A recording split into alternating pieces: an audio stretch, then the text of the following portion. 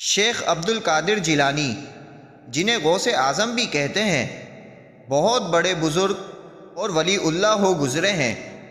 آپ کی ساری زندگی تبلیغ و اشاعت اسلام میں گزری۔ بے شمار لوگوں نے آپ سے روحانی فیض حاصل کیا۔ آج بھی دنیا آپ کی تعلیمات سے فیض یاب ہو رہی ہے۔ آپ کو بچپن سے ہی علم حاصل کرنے کا بے پناہ شوق تھا۔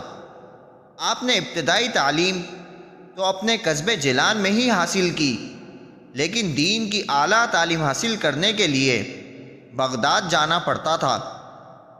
اس زمانے میں گاڑیاں اور موٹر کاریں نہ تھیں، اس لیے لوگ قافلوں کی صورت میں پیدل سفر کرتے تھے۔ چنانچہ آپ کی والدہ نے آپ کو بھی بغداد جانے والے ایک قافلے کے ہمراہ روانہ کر دیا۔ سفر پہ روانہ ہونے سے پہلے آپ کی والدہ نے آپ کو کچھ خوراک اور 40 اشرفیاں گزر اوقات کے لیے دیں۔ آپ کی والدہ نے یہ اشرفیاں آپ کی قمیص کی تہہ میں سی دیں تاکہ محفوظ رہیں، اور چلتے وقت آپ کو خاص طور پر یہ نصیحت کی کہ بیٹا، ہمیشہ سچ بولنا اور جھوٹ کے قریب نہ جانا۔ آپ نے ماں کی اس نصیحت کو غور سے سنا اور سفر پہ روانہ ہو گئے۔ قافلے کے لوگ ڈرتے ڈرتے سفر پہ روانہ ہوئے۔ انہیں اس بات کا بھی خدشہ تھا کہ کہیں راستے میں ڈاکو قافلے پر حملہ نہ کر دیں، کیونکہ ان دنوں راستے غیر محفوظ تھے اور ڈاکو اکثر قافلوں کو لوٹ لیا کرتے تھے۔ آخر وہی ہوا جس بات کا ڈر تھا۔ قافلے نے ابھی سفر کی 2 منزلیں ہی طے کی تھیں کہ ڈاکوؤں کے ایک گروہ نے رات کی تاریکی میں اس پر حملہ کر دیا۔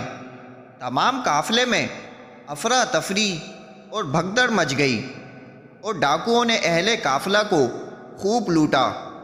ایک ڈاکو شیخ عبد القادر جیلانی کے پاس آیا اور کہنے لگا، لڑکے، تیرے پاس کیا ہے؟ آپ نے جواب دیا، میرے پاس 40 اشرفیاں ہیں جو میری قمیص کی تہہ میں سلی ہوئی ہیں۔ ڈاکو نے آپ کی اس بات کو مذاق سمجھا اور ہنستا ہوا آگے گزر گیا۔ اتنے میں ایک اور ڈاکو آپ کے پاس آیا اور وہی سوال کیا۔ آپ نے پھر وہی جواب دیا۔